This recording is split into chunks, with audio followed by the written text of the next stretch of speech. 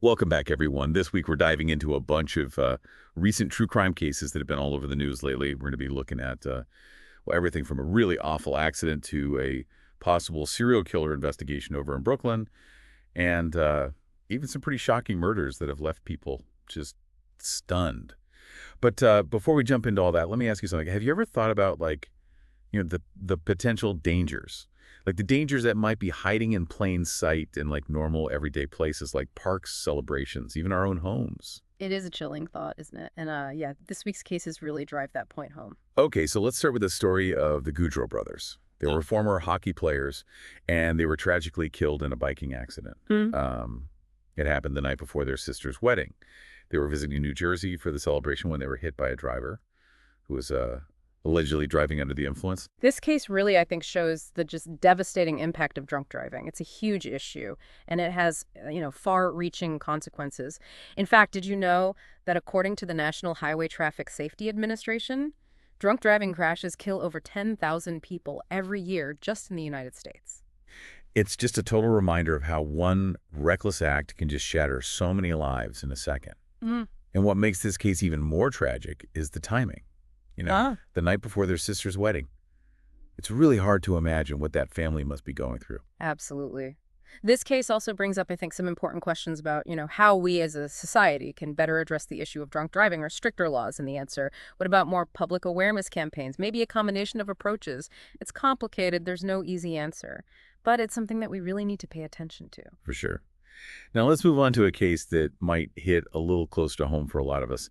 The absolutely horrifying murder of a couple in Newmarket, Maryland. They were shot a total of 42 times in their own home, while their 4 children hid in a closet. Yeah, the level of violence in this case is really disturbing, especially considering that there were children there who witnessed this awful act. Can you imagine the trauma those kids went through, hiding for 6 hours only to then find their parents' bodies? The long-term psychological effects of something like that are just unimaginable. It's really chilling. The details are just awful. Yeah. Reports say that the couple's 9-year-old child was the one who found the bodies and called 911. The police are treating this as a rage killing, and they've identified the ex-husband as a person of interest. This case really highlights the devastating reality of domestic violence.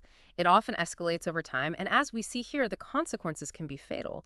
This tragedy really emphasizes how urgently we need effective support systems for victims of domestic abuse. And it also shows how important early intervention is. Absolutely. It's a stark reminder that we need to do more as a society to stop these kinds of tragedies from happening. Okay, so from the suburbs of Maryland, let's move to the busy streets of Brooklyn, where there's a potential serial killer case unfolding. This one sounds like something straight out of a TV show. Multiple sets of human bones were found near Jane's Carousel, which is a popular tourist spot. And then 3 men were found dead in Newton Creek after they were last seen near a club called the Mirage. Yeah, what's so interesting here is how difficult it is for investigators to connect seemingly unrelated events. Are these deaths accidental, or is there something more sinister going on? Initially, the police thought that the men's deaths were accidental drownings. They pointed to a lack of safety measures in the area. But then the discovery of the bones near Jane's Carousel adds a whole new layer of mystery to this. Could these be connected to the deaths at the Mirage, or is this a completely separate case? And then there's that anonymous tip about a man who claims he was strangled near the Mirage but managed to escape. With the help of an Uber driver, it's a puzzle for sure. Investigators are going to have to really carefully analyze all the evidence to see if there's a link between these cases. They'll need to look at the specific locations, the circumstances surrounding each death, and any possible patterns. This will help them understand whether they're dealing with a serial offender or just a series of unfortunate incidents. This case reminds me a lot of the Long Island serial killer case. You remember how they found multiple bodies along Gilgo Beach, and he turned into this massive investigation that's still unsolved today. Yeah, the Long Island case is a perfect example of how complex and challenging these serial killer investigations can be. They often have to piece together seemingly random clues, analyze behavioral patterns, and understand the psychology of the killer. It's a race against time to connect the dots before another potential victim is hurt. Exactly.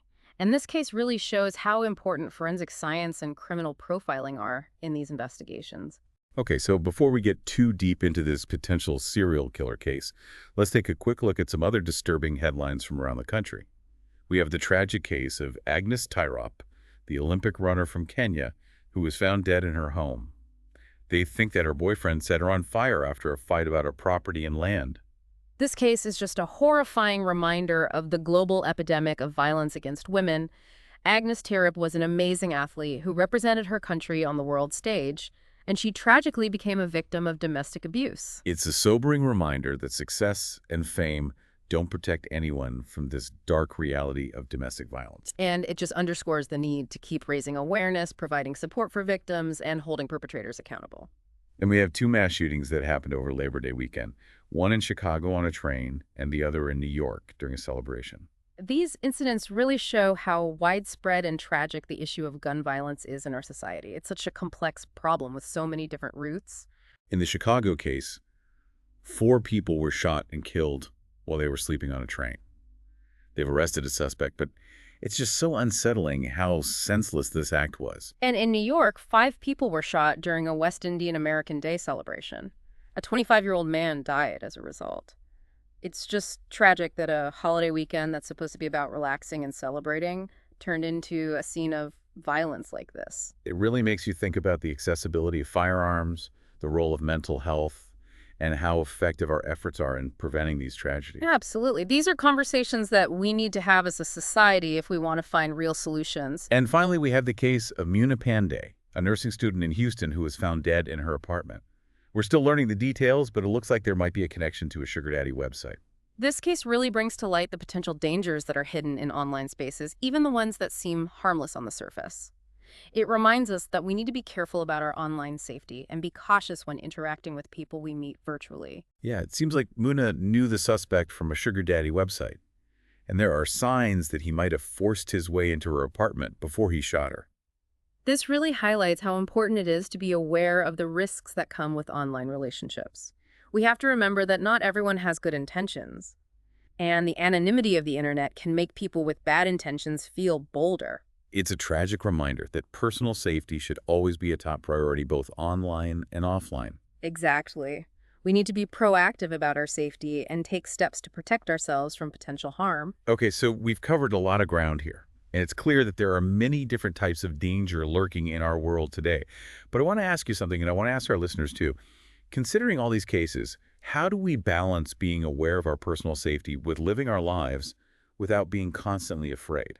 That's a great question. It's about finding that balance between awareness and action. We need to be informed and vigilant, but we can't let fear control us. It's about feeling empowered to protect ourselves and our loved ones without becoming paranoid. Exactly. We can be proactive about our safety without letting fear run our lives. Well said. We're going to pause here for now, but make sure you subscribe to The Deep Dive so you don't miss part 2 of this episode. We'll explore these cases in more detail, analyze potential investigative approaches, delve into the psychology behind these crimes, and discuss what we can all do to stay safe in a world where danger can be hiding in the most unexpected places. Welcome back to The Deep Dive for part 2. If you're just joining us, we're breaking down a bunch of true crime cases that have really shaken communities all across the country. Yeah, these cases really show us just how many different forms danger can take.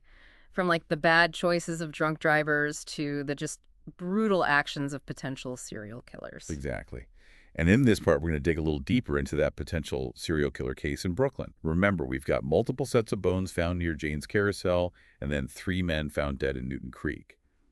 After they were last seen at the Mirage Club, it's pretty scary stuff. Yeah, what makes this case so interesting and so difficult for investigators is figuring out if there's a real connection between these things. Are we just looking at a string of coincidences? Or is there someone out there making these things happen? Right. Like the police initially thought the men found in Newton Creek drowned accidentally. They blamed it on like bad safety measures in the area. But then you've got those bones near Jane's Carousel, which is a big tourist spot. It makes you think someone chose that spot on purpose to dump a body, don't you think? Yeah, that's definitely something they need to look into. The location itself being a place people think of as fun and innocent could tell us something about the killer's mindset. And we can't forget about that tip we got right. Someone called in and said they were strangled near the Mirage, but got away with the help of an Uber driver.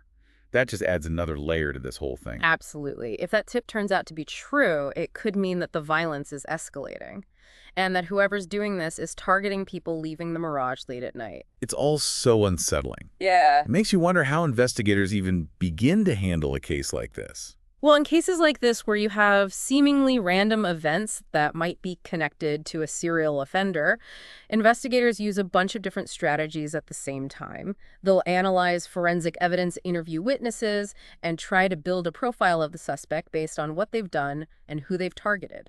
So it's like connecting the dots, looking for patterns, and getting inside the killer's head. Exactly. And in this case specifically, they'd be looking at things like who the victims were, where the incidents happened, how they were killed, and what the motive might be. This is starting to sound like a movie or something. It reminds me of some of those famous serial killer cases like the Zodiac Killer or Ted Bundy. Yeah, the Brooklyn case, even though it's still early on, does have some similarities to those high-profile cases. There's that same mystery around who the killer is, and the victims seem to be chosen at random. And just like in those cases, it's the uncertainty, the not knowing that really gets to people. You're right. Serial killer cases often play on our deepest fears and make us question how safe we really are. Okay, let's switch gears for a minute and talk about Muna Pandey, the nursing student in Houston. You know, the one who was found dead in her apartment. This case really shows how dangerous things can be online, especially with those sugar dating websites. It's so sad what happened to Mina. And it reminds us that online interactions can be just as dangerous as anything that happens offline. Sugar dating websites and apps might seem harmless, but they can attract people who want to take advantage of others, whether it's for money or something even worse. It just goes to show that we need to be just as careful online as we are in person. Exactly. It's really important to know the risks involved in online relationships and take steps to protect yourself. Like being careful about what information you share online, being wary of people who won't tell you much about themselves, and trusting your gut if something doesn't feel right. It's like they say, if it sounds too good to be true, it probably is. That's definitely true when it comes to online relationships. You have to be smart and put your safety first. Okay, now let's talk about those mass shootings that happened over Labor Day weekend. One was in Chicago on a train, and the other was in New York during a celebration. It's just heartbreaking that a weekend that's supposed to be about relaxing and having fun turned into something so awful. These incidents are a sad reminder of how much gun violence there is in our society. They show us that this is a problem that affects every part of the country and people from all walks of life. In the Chicago case, 4 people were killed while they were sleeping on a train. It's just horrifying to think that someone could be attacked in such a vulnerable moment. It's truly disturbing. The fact that the victims were asleep shows that the person who did this had absolutely no regard for human life. And in New York, 5 people were shot during a West Indian American Day celebration. One of them, a 25-year-old man, died. Yeah. It's a tragedy that a day meant for celebrating culture and community turned violent like that. These incidents, even though they happened in different places and circumstances, really highlight how badly we need to find solutions to gun violence. We have to look at things like access to guns, mental health resources, and the social and economic conditions that contribute to violence. It's a problem with many layers, so we need a solution that addresses all of them. Exactly. And it's a conversation that we as a society need to keep having. Before we move on, I want to go back to the case of the Goudreau brothers for a moment. It's just a devastating reminder of what can happen when people drink and drive. It's a tragedy that didn't have to happen. It shows us that we all need to make responsible choices. Drunk driving not only puts the driver at risk, but also everyone else on the road, passengers, pedestrians, other drivers. In this case, it took 2 sons away from their family and cast a shadow over what should have been a happy occasion, their sister's wedding. It reminds us that our actions have consequences that affect not only us, but the people around us as well. Absolutely. And it shows how important it is to encourage responsible drinking habits and hold people accountable for their choices. I agree. We need to create a culture that values safety and discourages reckless behavior. Okay, so we've covered a lot in this episode. We've talked about potential serial killers, the dangers of online relationships, and the ongoing problem of gun violence. It can all feel pretty heavy and overwhelming. That's true. These cases definitely show us the dark side of humanity and remind us that there is evil in the world. But it's important to remember that there's also so much good out there. For every act of darkness, there are countless acts of kindness, compassion, and courage. You're so right. We can't let fear and sadness take over. We have to hold on to hope and believe that people are inherently good. And we need to turn our anger and sadness into action.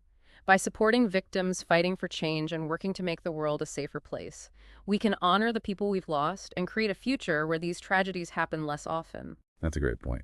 Well, this wraps up part 2 of this episode. Make sure you join us for the final part, where we'll explore some potential solutions to the problems we've talked about. and offer some practical advice on how to stay safe in a world that can sometimes feel unpredictable and dangerous. All right, so welcome back to the final part of our deep dive this week. It's been, a pretty heavy couple of episodes exploring some really dark stuff.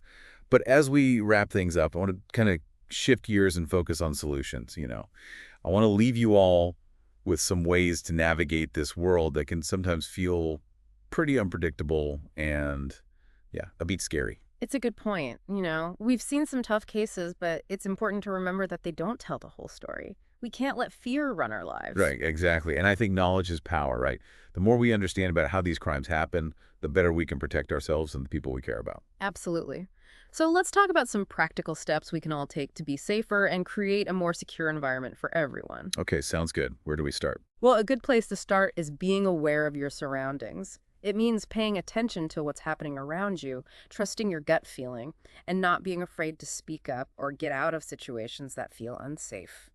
It sounds so simple, but it's crazy how often we're just in our own little world or staring at our phones and we totally miss what's going on right in front of us. Yeah, that's true. And these days, with so many distractions, it's more important than ever to really be present and aware. Okay, so being aware is the first step. What else can we do?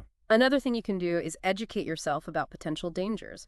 This could be learning about common scams, understanding the red flags of domestic violence, or even just learning some basic self-defense moves. Right. The more you know about the threats out there, the better prepared you'll be to avoid them or deal with them if they happen. Exactly. And don't be afraid to talk about these things with your friends, family, and community. Open conversations can help spread awareness and create a culture where everyone looks out for each other. It's about having each other's backs and sharing information that can keep everyone safe. Exactly. We're stronger together. Thinking back to that Brooklyn case with the possible serial killer, it's just chilling to think that danger could be lurking in places we think of as safe, like tourist attractions or busy nightlife areas. That's why it's so important to be aware of your surroundings no matter where you are.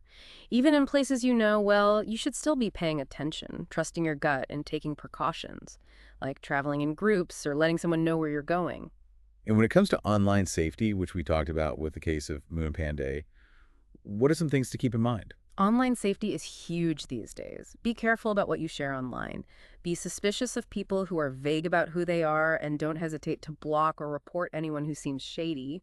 It's important to remember that not everyone online is who they say they are. Exactly. And just like in the real world, if something seems off or too good to be true, it probably is. Now, those shootings over Labor Day weekend really brought the issue of gun violence to the forefront. It's a problem that just keeps affecting our country, and it's a tough one to solve. But what can we do as a society to address it? Well, tackling gun violence is going to take a multi-pronged approach. We need things like sensible gun control laws, better access to mental health care, addressing poverty and inequality, and creating a culture that values peace and nonviolence. It's a conversation we need to keep having, and everyone needs to be a part of it. Absolutely. We need to talk to each other, listen to different viewpoints, and work together to find solutions. Okay, so before we wrap up, I want to address something that might be on everyone's minds. It's easy to feel overwhelmed and kind of hopeless after hearing about these terrible cases. So how do we stay hopeful and optimistic when these kinds of things happen? That's a good question, and it's important to acknowledge how these stories make us feel. But I truly believe that hope comes from taking action. When we turn our sadness, anger, and fear into something positive, we can start to make real change. So it's about focusing on what we can do instead of dwelling on what we can't. Exactly. We can support organizations that are working to stop violence. We can advocate for better laws. We can educate ourselves and others. And we can make choices every day that promote peace and understanding. Even small acts of kindness can make a difference. Absolutely. Every act of compassion, every time someone speaks out against injustice, it all helps to create a better future. That's a great way to put it. Well, that brings us to the end of this deep dive.